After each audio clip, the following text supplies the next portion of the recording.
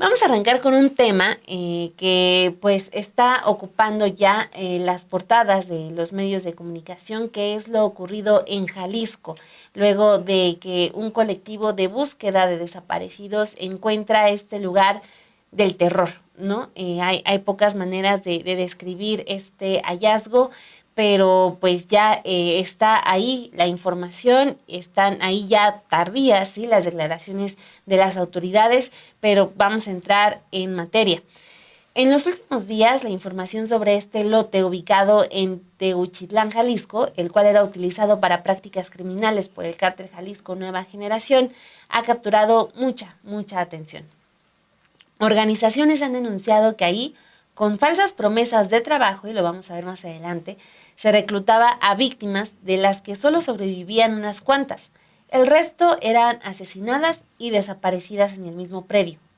En septiembre, la Fiscalía de Jalisco ya había recibido reportes que señalaban su uso por parte del crimen organizado, desde septiembre del 2024. Durante el operativo que hubo en ese momento se desplegaron binomios caninos, se utilizó una retroexcavadora y un equipo de 10 personas. Sin embargo, las autoridades informaron que no había hallazgos significativos en ese momento. La unidad multimedia, sin embargo, preparó este video para entender cómo ocurrió toda esta tragedia y la impunidad con la que operaron las autoridades. Vamos a verlo.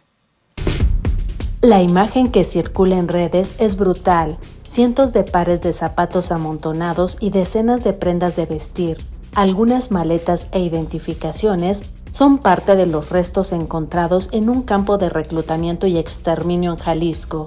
Quienes cayeron en la trampa criminal solo tenían una ilusión: encontrar trabajo. A cambio, muchos hallaron la muerte en manos del cártel Jalisco Nueva Generación. Denunciaron organizaciones de búsqueda de desaparecidos. El pasado 5 de marzo, gracias a una llamada anónima, el colectivo Guerreros Buscadores de Jalisco localizó el rancho Izaguirre, en la localidad de La Estanzuela, en el municipio de Teuchitlán, Jalisco, que servía como campo de exterminio y adiestramiento por parte de un grupo del crimen organizado, en donde habrían sido asesinadas cientos de personas, aunque aún no se tiene una cifra exacta. De acuerdo con los testimonios recabados por el colectivo, el lote era utilizado para prácticas criminales por el cártel Jalisco Nueva Generación, por el que fueron hallados 3 hornos crematorios clandestinos, restos óseos, maletas, restos de droga, así como cientos de prendas de vestir y calzado que pertenecían a las víctimas. Ubicado a aproximadamente 1 hora de Guadalajara, Jalisco, el campo de exterminio ya había sido intervenido y asegurado por parte de la Guardia Nacional en septiembre de 2024, sin que las autoridades reportaran ningún crematorio o fosa, como tampoco todos los hallazgos que están saliendo a la luz en este momento. Indira Navarro, representante del colectivo, ha detallado en entrevistas el modus operandi para reclutar a las víctimas y el calvario al que eran sometidas. El cártel liderado por Nemesio Ceguera Cervantes, el Mencho, ofrecía vacantes en Facebook para trabajar como ayudante en general, chofer o personal de seguridad. Sin embargo, cuando los interesados en estos puestos arribaban a la central de autobuses de Guadalajara, eran secuestrados, despojados de sus pertenencias personales y transportados en un vehículo hacia el campo de exterminio y reclutamiento, en donde eran sometidos a castigos, aislamiento, vejaciones, hacinamiento e incluso los privaban de la vida. Alejandro Gertz Manero, titular de la Fiscalía General de la República, adelantó que se abrirá una investigación por este caso, pero puso en duda que autoridades de Jalisco desconocieran lo que pasaba en Teuchitlán. No es creíble que una situación de esa naturaleza no hubiera sido conocida por las autoridades locales de ese municipio y del estado, dijo durante su intervención en la mañanera de este martes. De acuerdo con el Registro Estatal de Personas Desaparecidas, en Jalisco hay 15.426 personas desaparecidas, de las que 12.407 son hombres y 5.807 mujeres. Zapopan es el municipio con mayor número de desaparecidos, ya que hasta el pasado 28 de febrero había 2.774 personas sin localizar.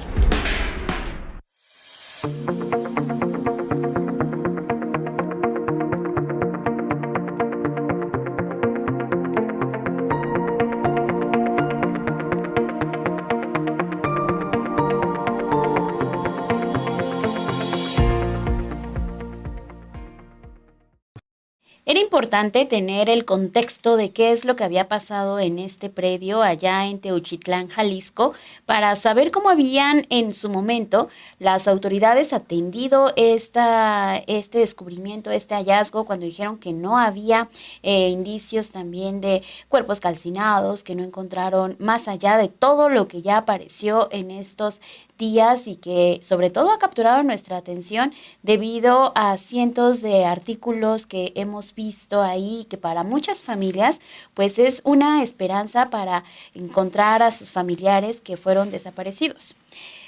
Todo este contexto también tiene como una respuesta a lo que dice el fiscal del Estado, Salvador González de los Santos, porque él admitió que las primeras labores que se hicieron en 2024 fueron insuficientes. El día de ayer realizó una supervisión en el rancho Izaguirre y detalló estos nuevos indicios encontrados a partir del trabajo de los colectivos. Él, en un video que dejó en sus redes sociales, puntualizó que la Guardia Nacional fue la primera agrupación que encontró el predio en septiembre del año pasado. Recordó que en ese momento se detuvieron a 10 personas y además se liberaron a otras 2, por lo que volvió a lanzar ahora una invitación para que las autoridades federales sean parte de las investigaciones. Escuchemos parte de sus comentarios. Nos encontramos en el rancho Izaguirre, en Teuchitlán, Jalisco, donde hace unos días integrantes de un colectivo encontraron nuevos indicios para la investigación abierta en septiembre pasado.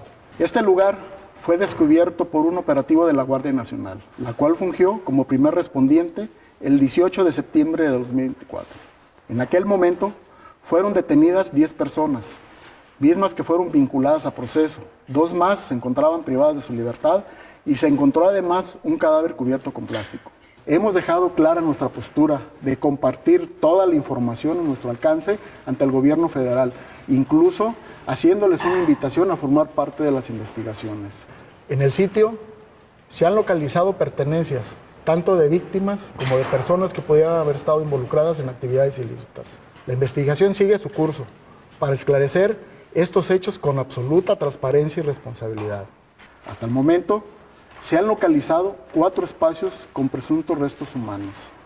Estamos llevando a cabo un análisis forense detallado y minucioso para poder determinar la procedencia de los restos y los objetos encontrados. La primera búsqueda de restos humanos, encabezada por la Fiscalía del Estado, ocurrió el 18 de septiembre pasado y se prolongó hasta octubre. Participaron más de 10 personas. Se contó con una retroexcavadora, medidores de compactación de suelos y binomios caninos. Sin embargo, ante los recientes hallazgos, los trabajos fueron insuficientes. Ante ello iniciamos una investigación para poder determinar posibles omisiones de cualquier autoridad y fincar responsabilidades. Los peritos, las evidencias encontradas en estos momentos nos indican que no existió actividad en este punto después de que fue asegurado en septiembre pasado.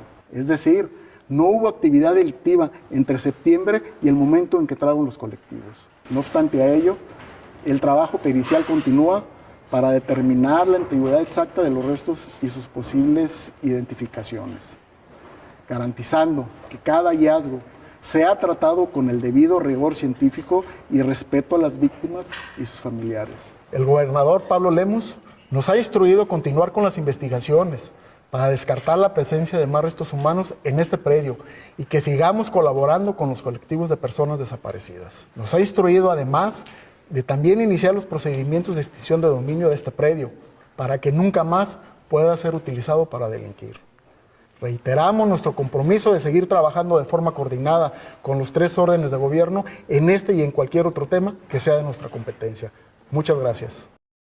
Bueno, ese es el video del fiscal estatal de Jalisco, pues da datos importantes Primero es muy incómodo, ¿no? Que se grabe justo en el lugar donde pues fueron encontrados restos humanos, como presumiendo que ahí está, ¿no? Quizás un punto innecesario, pero pues intenta como justificar que o explicar que no hay novedad porque ellos ya en septiembre lo habían detectado, pero que sí fue insuficiente. Él da la explicación de todo el equipo que se llevó, pero no se encontró nada. Entonces, todo nos lleva a decir qué pasó. O sea, hubo negligencia, hubo omisión. De verdad no había nada, le creemos al fiscal de Jalisco. Es muy complicado porque las cifras muestran que en esa entidad hay una crisis severa de desapariciones a la que nos vamos a meter a continuación. Pero, o sea, es muy sí, muy contradictorio este mensaje del fiscal, porque, o sea, entonces todo ocurrió en 2 meses, todo lo que estamos viendo ahorita en las imágenes, o qué es lo que concluye del video, ¿no? Sí, porque de acuerdo con lo que también menciona el colectivo, es que ellos no encontraron ningún sello que les impidiera entrar o que tuviera alguna clausura por parte de las autoridades, porque entonces, si en septiembre la Guardia Nacional, que es lo que estamos viendo, que se están echando la culpa entre autoridades, ¿no? A ver, te corresponde a ti, que eres Guardia Nacional, que eres una organización federal, o te corresponde a ti, policía local, hacer resguardo del lugar, que es lo que estaba pasando.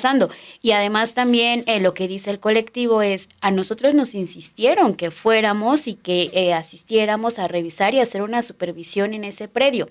Ahí se contraponen ya varias voces, pero lo que vemos es que cuando llega el colectivo, no hay ningún sello, encuentran todos estos artículos que ahora ya se sabe, ¿no? O sea, son artículos que es de gente que fue calcinada en estos crematorios que también destruyen toda la evidencia de las personas que estuvieron ahí, el rastro que no queda absolutamente nada, para que no se conviertan en una cifra y no sigan aumentando el número de personas desaparecidas o el número de gente que encontraron sin vida para las autoridades y las cifras estatales. Exacto. De acuerdo con los datos del Secretariado Ejecutivo de la Secretaría de Seguridad Pública y Ciudadana, Jalisco es el cuarto lugar en casos de incidencia delictiva. O sea, está muy alto. Tiene 6,832 casos. La media nacional es de 5,075. O sea, también, digo, hasta ahí toca regaño no solo al gobierno, sino hasta medios de comunicación, que te centras en Ciudad de México, en Guanajuato, pero, o sea, el cuarto lugar inmediatamente es Jalisco. Y hay que hablar también de esos otros estados que mediáticamente a lo mejor no acaparan mucho la atención, pero hay que ver qué está ocurriendo. Jalisco, Baja California, Puebla, o sea, ver más allá del primer lugar en incidencia delictiva te permite ampliar ese horizonte y ver que en Jalisco la incidencia delictiva es alta. En víctimas de homicidio doloso por entidad federativa, Jalisco está en el top 10, tiene el 7º lugar con 124 casos, esto en enero. Son de los datos más recientes que da la Secretaría de Seguridad Pública. Ahí tienen ustedes las gráficas, esa es la de los homicidios dolosos. Jalisco ocupa el 7º lugar, con al menos en lo que va de este año. Si nos seguimos con el registro estatal de personas desaparecidas, obvio esto que pues con reservas porque es un registro estatal, registro del gobierno, según estos datos, en Jalisco hay un total de 15,426 personas cuyo paradero sigue siendo desconocido. De estas, 1,770 son mujeres y 13,656 son hombres. También entre los datos que tenemos es que las desapariciones se concentran principalmente en los municipios de la zona metropolitana de Guadalajara, en Zapopan, Guadalajara, Tlajumulco, Tlaquepaque y Tonalá como los puntos más críticos. Esta distribución territorial también tiene como evidencia patrones de violencia y desaparición en áreas urbanas que son clave del estado. ¿Qué es lo que sucedió durante el sexenio de Enrique Alfaro? Que es también cuando encuentran este predio en Teuchitlán, Jalisco. Pues Enrique Alfaro también se triplicaron estas desapariciones al pasar de 5.873 personas reportadas como desaparecidas o no localizadas en 2019 a más de 15.348 casos al cierre de 2024. Esto representa 9.618 personas desaparecidas en su gestión. Un número que también ayer en la entrevista que daba el exrector de la UNAM, en donde el exrector Víctor Manuel González Romero decía, es que desde 2022 Enrique Alfaro dijo que ya no iba a aportar más datos para personas desaparecidas porque estaban ahí tratando de hacer ver que Jalisco sí tiene una crisis de desaparición, tiene una crisis de violencia, situación que desde su perspectiva no estaba sucediendo y por eso no abonaban más datos a estas tablas. Ahora se comienza a recuperar esas cifras, pero vaya que sí vamos a ver este tipo de repunte, justamente por eso, porque no hubo un reporte durante 2023 y 2024 de cuáles eran el número al cual ascendían estas cifras de desapariciones, Dani. Hay algo que nos pone aquí en el guión en nuestra productora Blanca Juárez, que, o sea, siempre vale la pena politizar estos casos, ¿no? Uh-huh. Es necesario hacerlo. Ayer el propio fiscal general lo hablaba, de que era necesario, por la magnitud de lo que estamos viendo, no solamente pues fincar responsabilidades hacia un grupo delictivo, sino fincar responsabilidades hacia el aparato político, claro, y gubernamental, ¿no? O sea, de algo tan grande no pudo estar ocurriendo a escondidas de ellos. Uh-huh. O sea, tenían que haberse enterado o el municipio o el estado, o el municipio y el estado, ¿no? Uh-huh. O sea, sí o sí, no, algo así no puede ocurrir sin que la autoridad se dé cuenta. Entonces, hay información sobre Enrique Alfaro, que es quien acaba de dejar la administración de Jalisco, un político de Movimiento Ciudadano que le hereda la gubernatura a su colega también de ese partido, donde, y estos datos es preferible no olvidarlos nunca, porque ya Perla hablaba de cómo pues Alfaro deja por sus ganas de reportar datos, porque además tenía sus arranques de ira pues rarísimos. Sí. A cada rato era un personaje que se enojaba, y no era que se enojaba a escondidas o cerrando la puerta, hacía siempre evidente su enojo. Entonces, él acusaba a los colectivos, como Luz de Esperanza y Madres Buscadoras de Sonora, de no actuar por el legítimo reclamo de justicia, sino con intereses legítimos, con intereses políticos. Cuando, bueno, si tú sabes las cifras de tu estado, ¿con qué cara les dices a las Madres Buscadoras que te quieren golpear? Uh-huh. ¿No? O sea, ¿con qué cara? Solamente Alfaro. De acuerdo con el Instituto Mexicano de Derechos Humanos y Democracia, Jalisco tiene un nivel superior de gravedad en materia de desapariciones. Los casos aumentaron a partir de 2008, el incremento se da en 2013 y para 2021 se da la mayor concentración de los casos con 2.011 personas, todas ellas desaparecidas. Aquí también entra otro dato importante, que es la edad. Por ejemplo, el 44% de los casos de personas desaparecidas es de personas de entre 20 y 34 años de edad, que son muy jovencitos. En el caso de las mujeres que desaparecen, tienden a ser todavía más jóvenes, de 15 a 19 años de edad. Este dato nos da pie para ir a un tema que se ha estado comentando mucho en los últimos días, luego de que se descubre este lugar allá en Jalisco, que es el reclutamiento de jóvenes por parte del Cártel Jalisco Nueva Generación. Y hay un podcast que es que todo el mundo está haciendo referencia a él, un canal de YouTube que se llama Gusgri, porque recoge un testimonio de un joven que sobrevivió a este reclutamiento, que sí nos lleva a eso, o sea, de personas jóvenes que son secuestradas y pues obligadas a trabajar en este tipo de actividades, pero nos lleva a decir, eso también ya se había estado denunciando.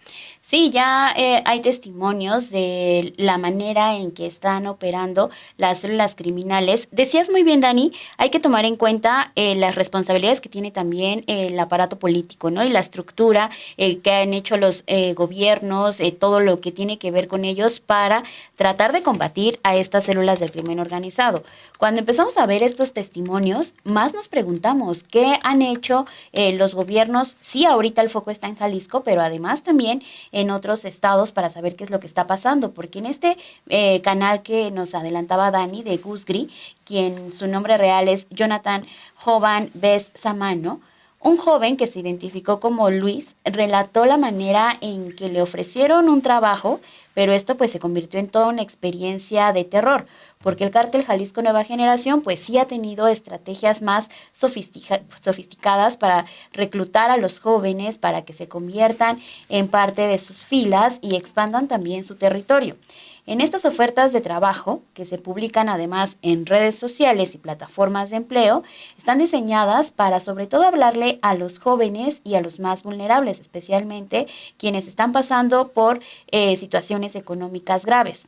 Las promesas pues suelen ser totalmente contrarias a lo que van a realizar, porque primero les ofrecen un muy buen salario, beneficios atractivos y son parte de lo que atrae a los jóvenes. Sin embargo, al responder que sí, que quieren entrar los jóvenes a este trabajo, se dan cuenta que fueron parte pues de un reclutamiento para una célula criminal, porque son llevados a centros de entrenamiento del cártel Jalisco Nueva Generación, como es el caso de el lugar que se descubrió y en el cual pues ya vimos todo lo que encontraron. Ahí también era un lugar en donde se entrenaba a los jóvenes, donde se les tiene bajo coerción, se les priva de su libertad y se les somete a prácticas de adoctrinamiento que incluyen abuso físico y psicológico con el fin pues de integrarlos a las células del crimen organizado. En esta entrevista que dan en el canal de Gusgri, la víctima explica que todo comenzó con una oferta en redes. El anuncio ofrecía un sueldo elevado y un puesto de seguridad en una empresa privada, un cargo al que creyó pues sí podía tener un lugar en donde desarrollarse. Además, la oferta le incluía ciertos beneficios como beneficios que se ofrecen en plataformas como Uber, pagado para el traslado hasta el lugar de la entrevista y un sueldo semanal de 3,000 pesos. Que aquí haciendo rápido un paréntesis a lo que nos estás contando, Perla, no estamos hablando de que los jóvenes eran engañados con empleos de sueldos que los iban a hacer millonarios en un año, o sea, eran ofertas de trabajo para puestos de seguridad privada, sueldo semanal de 3,000 pesos, o sea, eran jóvenes pues que estaban buscando un trabajo normal, ¿no? O sea, no llevados con falsas esperanzas de entrar al narcotráfico y ganar muchísimo. O sea, sí eran por completo engañados. Sí, porque además si tú encuentras el trabajo en una plataforma incluso de que te ofrece trabajo que en una empresa de seguridad, pues en una plataforma en donde tú sabes que a lo mejor si hay un filtro, pues obviamente te vas confiado con ello, ¿no? Y con estos beneficios también de nosotros te ponemos el Uber, si tienes que salir tarde, nosotros vamos a correr con ciertos gastos y además vas a tener tu sueldo íntegro. Luego de que entrega sus documentos personales como parte de esta oferta laboral, a él le informan que se va a tener que someter a un entrenamiento que durará 3 días, el cual tenía que realizarlo porque lo que iba a hacer en sus tareas pues era trabajo de seguridad. Al llegar a esta entrevista, para él todo estaba de manera muy normal y se encontraba acompañado de además de alrededor de 15 personas, quienes primero fueron trasladados en una camioneta y después de este primer traslado, pues las cosas, dice, comenzaron a cambiar absolutamente. A los pocos minutos fue él llevado de Jalisco a zonas rurales de Nayarit y lo movieron constantemente entre vehículos y por caminos de terracería, por lo que no sabía muy bien en dónde se encontraba. Y finalmente una de las casas de este lugar le informaron que estaba ahí para ser entrenado como sicario de la empresa, el término que usan para referirse al cártel Jalisco Nueva Generación. Bueno, ahí ya empieza todo el relato del secuestro y habla de que así empieza la experiencia de control, violencia y amenazas. Al llegar a la casa de seguridad, pues ya se encuentra con otras personas que también fueron secuestradas. Ahí les quitan sus celulares, las identificaciones y pertenencias personales y empieza la violencia en contra de ellos, de las víctimas. Hay actos de humillación, de control, los obligan a hacer sentadillas, ese tipo de para ver si tienen algo escondido, los inspeccionan minuciosamente y empieza todo un relato de que es increíble, ¿no? O sea, de muchísima violencia, pero que coincide con lo que estamos viendo ya, el hallazgo de este colectivo, porque hay maletas y eso te recuerda a la parte en la que ya hablaba Perla de que les decían, tienes que cubrir eh, pues estos 3 días De entrenamiento. de entrenamiento. Entonces, por eso, pues ropa, maletas, y bueno, ahí viene todo ese relato que es terrorífico. Y esto, pues ya se había estado dando a conocer. No es la primera vez que estábamos escuchando de que los cárteles estaban reclutando jovencitos, no solamente es el cártel Jalisco Nueva Generación. Entonces, yo creo que ahí hay un terreno que no se ha explorado y que urge porque, o sea, podría ser solamente el inicio de otros tantos. Sí, el inicio de otros tantos, él también tuvo este relato en el canal de YouTube que les mencionamos y además también las prácticas que utilizan este tipo de sicarios y de personas, pues son deshumanizar a los jóvenes, ¿no? O sea, hacerles ver que no tienen ninguna otra opción más que ejercer violencia física en contra de la otra persona, porque a ellos así fueron entrenados, y es lo que dicen, ¿no? En este periodo en el cual yo estuve secuestrado, pues lo que me decían era que tenía que hacer labores de limpieza, tenía que tener también labores que ayudaran ahí en la casa en la cual me tenían recluido, y cualquier cosa que no limpiara bien o que no hiciera bien, venían las agresiones y venían los golpes físicos, que provocan también con esta situación que la respuesta inmediata después de que se someten a castigos de este tipo, es que sea la misma, ¿no? Una reacción de violencia, y de esta forma también al momento de salir y querer defender a el cártel Jalisco Nueva Generación, pues les quitan toda esta conciencia de humanidad que existe y de humanismo que tenemos todas las personas, y sin problema alguno, pues terminan asesinando o terminan también teniendo estas prácticas igualitarias. Y es que, o sea, si uno se mete a buscar sobre la crisis de Jalisco en violencia, en homicidios, en todo, o sea, se encuentra datos escalofriantes. Tenemos otro que habla sobre la crisis forense que tampoco se abordó. En septiembre de 2018 fueron descubiertos 2 tráilers con 322 personas sin vida, esto en 2018. El primero fue descubierto en Tlajomulco de Zúñiga, uno de los municipios de la zona metropolitana de Guadalajara. El segundo fue 3 días después en el estacionamiento del Instituto Jalisciense de Ciencias Forenses. Esto pues ya es cuando la presión obliga al gobierno de Jalisco a reconocer que esa fue la manera en que resolvió temporalmente la crisis forense por la saturación de los anfiteatros, o sea, meter los cuerpos a trailers, ¿no? El sexenio del priista Aristóteles Sandoval estaba por terminar, y cuando comenzaría el gobierno de Alfaro, pues bueno, también recibe toda esta herencia. Durante años, el gobierno de Jalisco contó con una solución para manejar esa presión. En un enorme horno crematorio dentro de sus instalaciones, utilizado para deshacerse de cuerpos, pues bueno, ahí dio solución final. A pesar de que la Ley General de Víctimas prohibió su uso en 2013, las autoridades continuaron operándolo hasta finales del 2015. En ese periodo, el instituto incineró a un total de 2.755 cadáveres. Al llegar a la gobernatura, Alfaro no resolvió el problema, al contrario, lo empeoró. al dejar el cargo dejó una crisis de desapariciones de violencia justo por la presencia del cártel Jalisco Nueva Generación, que pues ha ido tomando mayor y mayor fuerza en los últimos años.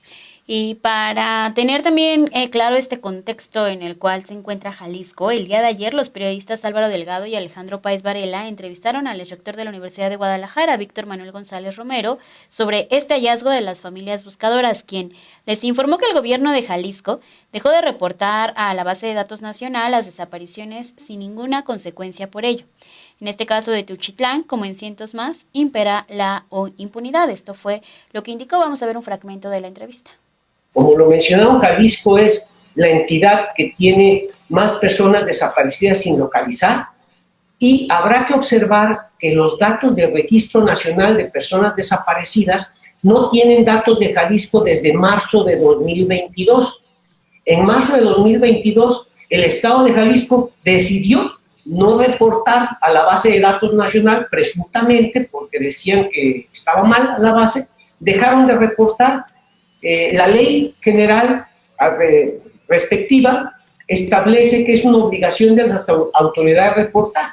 Las autoridades de Jalisco no han reportado en 3 años y no pasa nada. Entonces, estamos en el país en que no pasa nada, el que la hace no la paga, el índice de impunidad es altísimo en nuestro país. En el caso de desaparecidos, de acuerdo al estudio de México Evalúa, llamado Hallazgos 2023, que es el último dato que se tiene, se publicó en octubre del 2024, según sé, la impunidad en delitos de desaparición en México fue el 99.5%.